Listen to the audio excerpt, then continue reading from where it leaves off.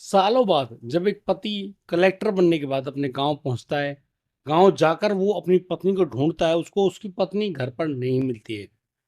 वो जब अपनी पत्नी के बारे में गांव वालों से पूछता है तो वो बताते हैं कि पड़ोस में ही जो ईंट भट्टा है वहां पर वो काम करती है। वो कलेक्टर तुरंत उसी ईंट भट्टे पर पहुंचता है। वो देखता है कि उसकी पत्नी, जिसने अपने बेटे को अपनी छाती से कपड़े में लिपेट रखा है, बांध रखा है और ईंटों को ढोने में लगी है। फिर तो वहां पर कुछ ऐसा होता है जिसे देखकर इंसानियत भी शर्मसार हो जाती है।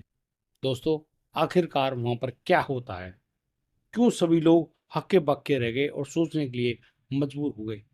दोस्तों, आज की कहानी बेहद दिल छू लेने वाली होनी है, बड़ी मार्मिक होने वाली है। और इस कहानी को अंत तक जरूर देखिएगा यदि आपको ये पूरी कहानी जाननी है तो। दोस्तों, आज मैं आपको लेकर चलता हूँ मध्य प्रदेश। मध्य प्रदेश में एक गांव होता है देवपुर, जो कि चंदौली जिले के अंतर्गत आता है। यहाँ इस गांव में एक व्यक्ति होता है, नाम होता है महेश। महेश लड़का जो कि मेहनत मजदूरी करके अपने जीवन यापन को चला रहा था। जब वो शादी के लायक हो जाता है, घर वाले उससे कहते हैं बेटा शादी कर ले, लेकिन वो शादी करने से मना करता है क्योंकि उसको कुछ बड़ा करना है। लेकिन घर वाले कहते हैं भाई देख ऐसा है, होना है या बड़ा करना है या बड़ा बनना है तो वो शादी के बाद भी तो बन सकता है। भैया तू शादी कर ले, हम तेरी शादी करा दें, हम आज हैं कल नहीं है। अब इस बात को सोचकर महेश भी अपने माता पिता की उस बात को समझता है, उनसे कहता है ठीक है, आपको जो उचित लगे वो करा दीजिए। पड़ोस के ही गांव से एक लड़की होती है रजनी। रजनी की महेश से शादी करा दी जाती है। अब रजनी, जो कि ज़्यादा पढ़ी लिखी नहीं थी, करीब 5वीं क्लास तक उसने पढ़ाई करी, वो महेश के साथ उसकी पत्नी बनकर तो आ गई। लेकिन अब महेश का जो ढंग से पढ़ना लिखना था वो बंद हो गया। महेश को भाई उसकी पत्नी उसके खर्चे के लिए जो पैसे कमाने पड़ेंगे वो मेहनत मजदूरी किया करता। और जब भी उसको टाइम मिलता वो दिए को उजाले में या मोबाइल की टॉर्च जलाकर वो अपनी पढ़ाई किया करता। और उसकी पत्नी रजनी अपने पति को पढ़ते हुए देखकर बहुत राजी होती। वो कहती कि वो तो नहीं पढ़ पाई लेकिन उसके पति काफी अच्छे पढ़ लिख रहे हैं। अरे, वो पढ़ेंगे तो वो भी पढ़ जाएगी, कोई दिक्कत नहीं है, इनको पढ़ने दो। रजनी बहुत अच्छी पत्नी साबित होती हैं और वो महेश के साथ कंधे से कंधा मिलाकर काम करती है। अपने सास ससुर की भी सेवा करती है और अपनी पति की भी सेवा करती है। कुछ समय तो ऐसा चला जब महेश अपने पढ़ाई को पूरा समय नहीं दे पा रहा था। वो एक दिन पढ़ते पढ़ते उसकी आंखों से आंसू झलक पड़े। उनको देखने वाली रजनी कहने लगी, क्या हुआ महेश, ऐसे क्यों भावुक हो गए? क्या बात है, तुम्हें मेरी बात कोई बुरी लग गई क्या? लेकिन नहीं, यहाँ पर महेश बड़ा भावुक होते हुए कहता है, नहीं रजनी, वो रो तो रहा है लेकिन उसका कारण तुम नहीं हो। उसका कारण है उसके सपने, उसका कारण है उसकी पढ़ाई। दरअसल उसको अपनी पढ़ाई जारी रखने के लिए विदेश जो शहर है वहाँ जाना होगा। वो शहर में रहकर पढ़ाई करना चाहता है, उसको कोचिंग की भी आवश्यकता है। यदि उसको सही समय पर कोचिंग मिल गई तो वो एक दिन तुम्हें बड़ा अफसर यानी कि कलेक्टर बनकर दिखा देगा। लेकिन यहाँ इस गांव में रहते हुए वो अपनी पढ़ाई पूरी नहीं कर पाएगा। अब इस बात को रजनी सुनती है, देखती है, समझती है और फिर कहती है, कह दो तुम सही रहे हो, लेकिन देख लो अब तुम्हें जो उचित लगे वो करो, और मैं तुम्हारे हमेशा साथ हूँ, हमेशा साथ निभाऊंगी। अब यहाँ पर जो महेश है, महेश अपनी पत्नी से कहता है कि यार उसको कुछ पैसों की ज़रूरत है। वो कुछ ऐसे पैसे चाहिए जो शहर जाने के लिए ज़रूरी हैं, किताब भी खरीदनी है, कोचिंग भी ज्वाइन करनी है। तो यहाँ पर महेश और रजनी एक खेतों पर ऐसा काम ले लेते हैं पेड़ लगाने का कि पति पत्नी दोनों दिन भर पेड़ लगाते हैं। रात को वो अपनी पढ़ाई करता हूँ। इन्होंने कई की खेतों में पेड़ लगाए और पेड़ लगाने के उपलक्ष्य को जो पैसे मिले उन पैसों को इकट्ठा करके रजनी ने जो पैसे कमाए वो भी अपने पति को सौंपते हुए बोली कि ये लो महेश, इन पैसों को ले जाओ और तुम एक बड़ा आदमी, बड़ा अफसर बनकर ही दिखाना। मेरी उम्मीदें तुमसे बहुत ज्यादा हैं। और कहीं ना कहीं वो जो लड़का महेश है वो खुश तो था कि वो आगे पढ़ने के लिए जा रहा है, लेकिन उसके अंदर एक दुख भी था। वो सोच रहा था, यार वो इतनी बढ़िया, इतनी सुंदर पत्नी को छोड़कर कैसे जा पाएगा, उससे ऐसा नहीं होगा। वो बड़ा भावुक हुआ, लेकिन यहाँ रजनी ने हिम्मत करके उसको भेजा कि तुम जाओ, तुम जाओगे तो तुम बड़े अफसर बन सकोगे, तुम जाओ, मैं यहाँ पर सब कुछ संभालूंगी। और जैसे ही वो लड़का वहां से विदा हो रहा था, गांव वाले भी कह रहे, अरे बड़ा कलेक्टर बनेगा, देख लेंगे तुझे भी, बड़ा अफसर बनता है ना तू। लेकिन आज महेश के मुंह पर कोई शब्द नहीं थे। वो सिर्फ आंखें खोलकर देखे जा रहा था कि उसकी पत्नी रजनी ने कितनी उम्मीदें उससे लगाई हैं, उसने कितने बड़े सपने सजाए हैं, वो उन सपनों को अवश्य पूरा करेगा। और इन्हीं बातों को सोचते हुए जो बस है वो आगे बढ़ जाती है, और वो बस भी अब उस रजनी की आंखों से ओझल हो जाती है। रजनी अपने घर आ गई। उधर जो महेश है, महेश शहर में जाता है कुछ दोस्तों के पास। अब ये लोग एक छोटे से कमरे में 5 लोग रहने लगे। इन्होंने शेयरिंग में कमरा लिया जिससे कि किराया कम लगे। अब ये क्या करता, दिन भर तो अपनी कोचिंग पूरी करता, पढ़ाई करता, रात को एक होटल में काम करता, वहां से इसको 2 वक्त का खाना मिल जाता। इस तरीके से उस लड़के ने, महेश ने, अपनी पढ़ाई जारी रखी। महेश धीरे धीरे पढ़ता रहा और ठीक उसका एग्जाम आ जाता है। एग्जाम को पास किया, दूसरा एग्जाम आया, उसको पास किया, तीसरा इंटरव्यू आया, उसको पास किया। और जैसे उसकी नज़रों के सामने उसका रिजल्ट आया, उस रिजल्ट में वो 3 था, पास था। उसकी आंखों से आंसू रुकने का नाम नहीं ले रहे थे। वो चाहता था कि वो चिल्लाए, कहे कि देखो रजनी, मैंने कर दिखाया। लेकिन रजनी के पास कोई मोबाइल नहीं, और रजनी को बता नहीं पाया। उसने गांव के मुखिया से कहा कि रजनी के पास ये खबर पहुंचा देना कि उसका जो पति है वो पास हो गया है, लेकिन अभी उसकी ट्रेनिंग चलेगी। और बस जो महेश है वो इसी ट्रेनिंग को ज्वाइन करने के लिए शहर, दूसरे शहर में चला जाता है। अब जो रजनी है, रजनी अपने सास ससुर की देखभाल कर रही थी, लेकिन उसके जो ससुर हैं उनको ब्रेन स्ट्रोक आता है और उनको लकवा हो जाता है। जब तक वो ठीक थे, उनका घर परिवार का लालन पालन जैसे तैसे हो रहा था, लेकिन जब उनको ऐसी गंभीर बीमारी हुई, उसका इलाज भी शुरू हुआ, तो इलाज कराते कराते रजनी के पैसे और जो उसकी माँ के पास जो पैसा था, धन दौलत, गहने थे, सब बेच दिए। उधर वो जो लड़का है महेश, करीब 8 महीने की ट्रेनिंग पे गया था, उसने पीछे मुड़कर नहीं देखा। वो अपनी ट्रेनिंग में पूरा जी जान लगा देना चाहता था, बड़े ढंग से उसने अपनी वो करी। लेकिन उधर उसके परिवार की हालत बिल्कुल बिगड़ चुकी थी, बहुत बुरी हालत हुई। और इसी समय वो जो रजनी है वो कहती है कि माता जी आप परेशान ना हो, मैं मेहनत मजदूरी कर लूंगी, मैं लोगों के झूठे बर्तन मांज लूंगी और पिताजी का इलाज कराएंगे। रजनी पूरी मेहनत करती है, जी जान लगा देती है।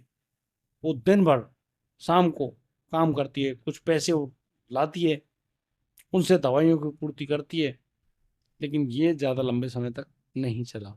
दरअसल उसके ससुर की मृत्यु हो जाती है। अब ये खबर उस लड़के तक कैसे पहुंचे, ये बड़ा मुश्किल था।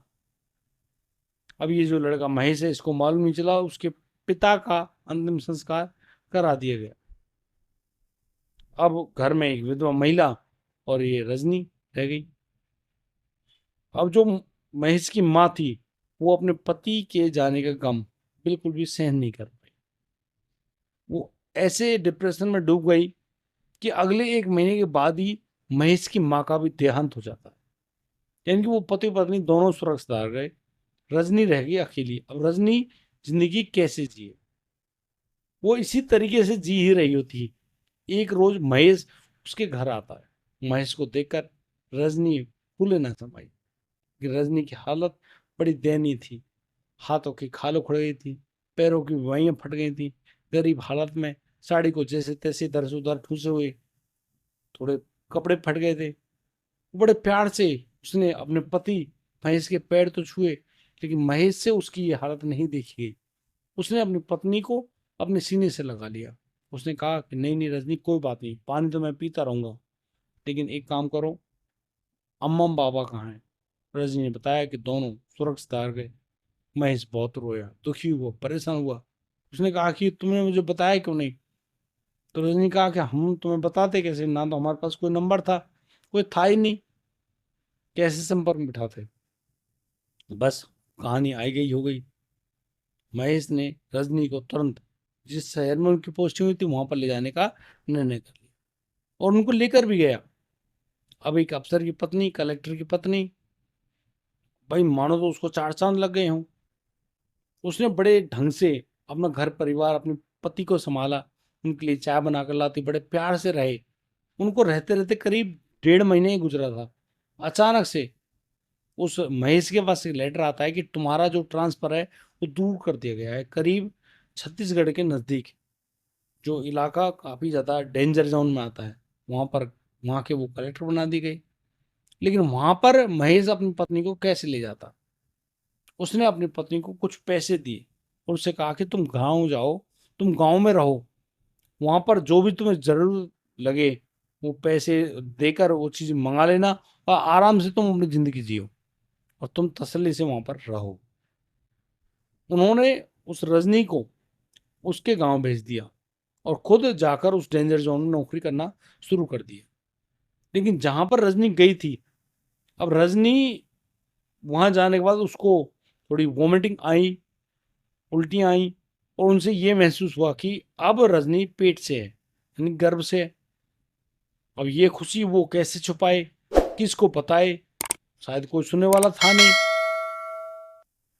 उसकी तबीयत खराब रहने लगी और इलाज के लिए उसने शहर जाने की कोशिश करी। वो जाए किसके साथ? उसने वहीं उस गांव की जो दाई थी उससे बातचीत करी। अब दाई थोड़ी लालची किस्म की थी, वो उससे पैसे लेती रही और फलां दवाई लो और ये दवाई लो और तुम ठीक हो जाओगी, ऐसे करके वो उन सारे पैसों को चट कर गए।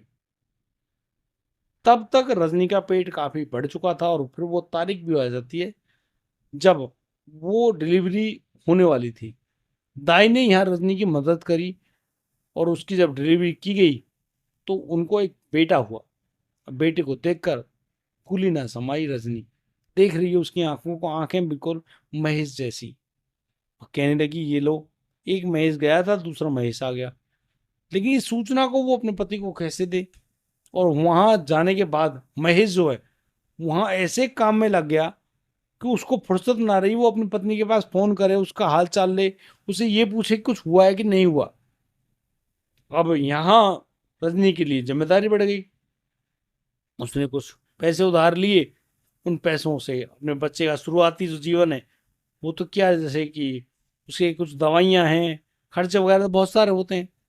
अब उन सबको चलाने के लिए, अपना पेट पालने के लिए रजनी एक भट्टे पर जाने लगती है, भट्टे पर ईंटें ढोने लगती है। और भट्टों का काम तो आपने देखा ही है, ईंट भट्टा जो होता है, गरम गरम भट्टियाँ होती हैं, वहाँ से ईंट निकाली जाती हैं, उनको बाहर लगाया जाता है, या फिर मिट्टी की कच्ची जो मिट्टी होती है उसके गोंदे बनाए जाते हैं।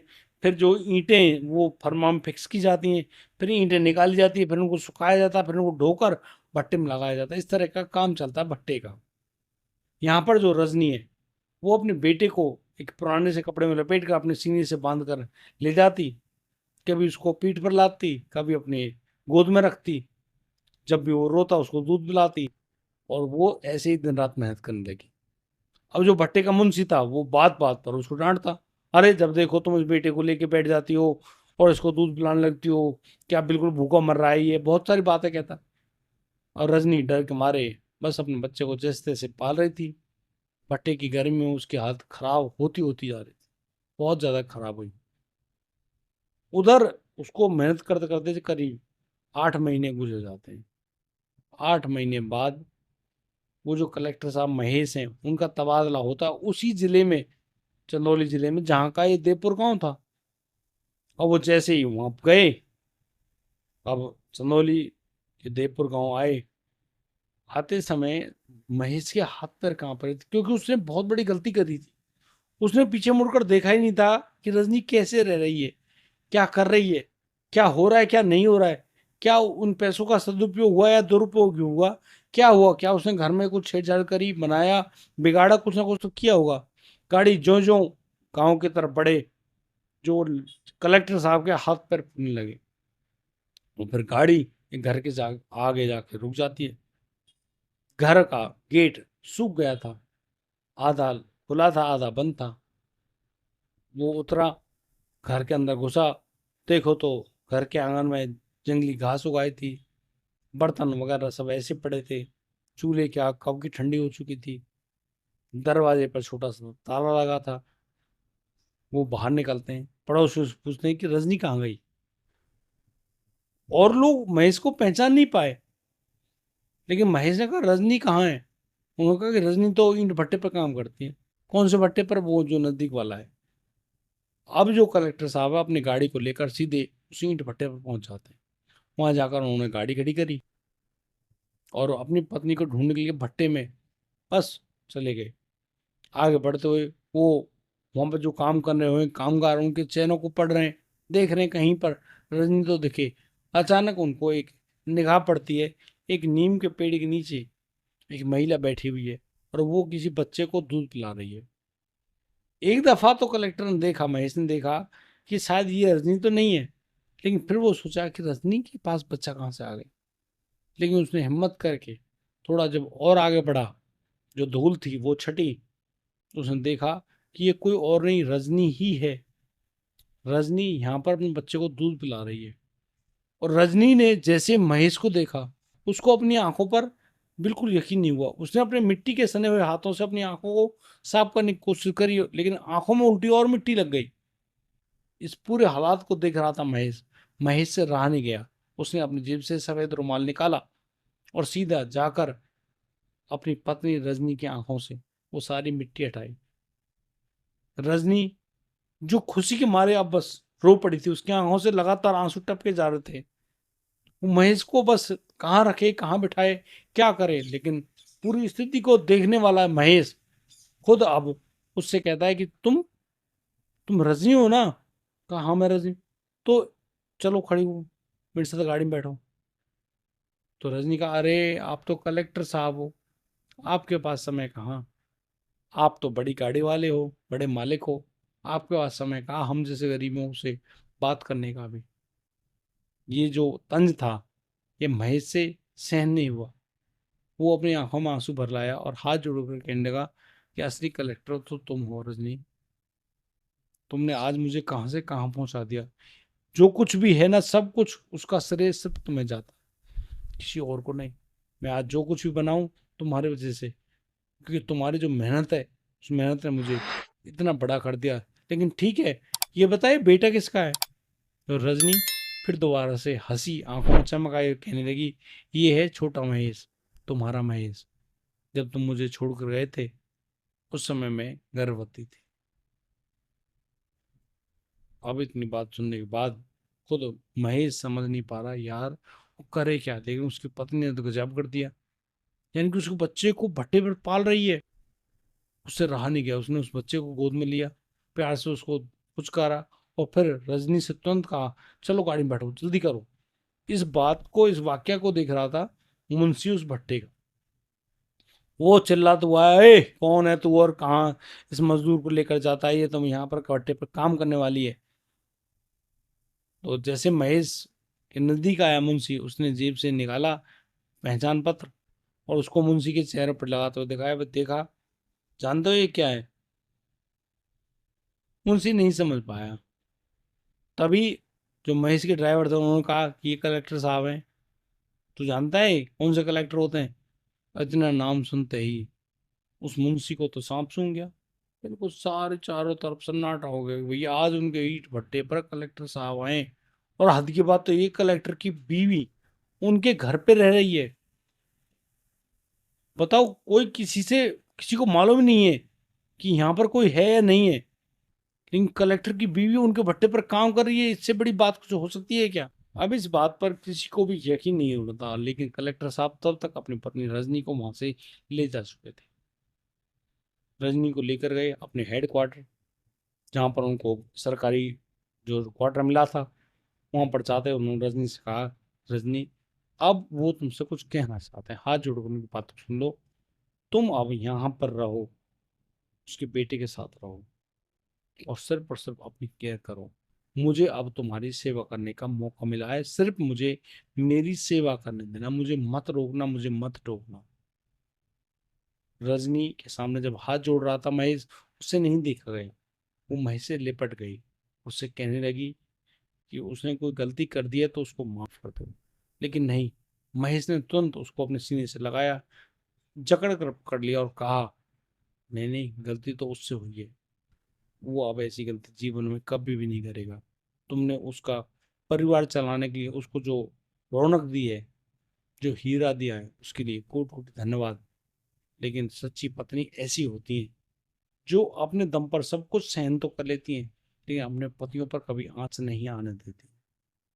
दोस्तों, इस तरीके से इस कहानी का सुखद अंत होता है। लेकिन आप लोगों को ये कहानी कैसी लगी, हमें कमेंट करके ज़रूर बताइएगा। और इस वीडियो को लाइक करना और शेयर करना बिल्कुल मत भूलिएगा, ताकि इस कहानी से मोटिवेट होकर बहुत सारे परिवार जो कि टूटने के कगार पर हैं, वो संभल जाएं, जिससे चारों तरफ खुशियां ही खुशियां हों, हमको भी लोग आशीर्वाद देकर जाएं। कुछ ऐसा करना। आज के लिए सिर्फ इतना ही। राधे राधे, जय श्री कृष्ण।